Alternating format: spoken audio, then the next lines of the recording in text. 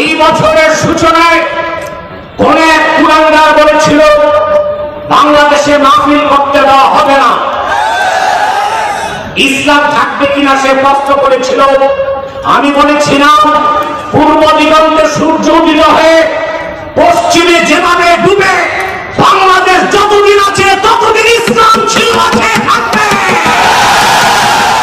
বরং যারা ইসলামকে চ্যালেঞ্জ করেছে তারাই বাংলাদেশে থাকতে পারে না।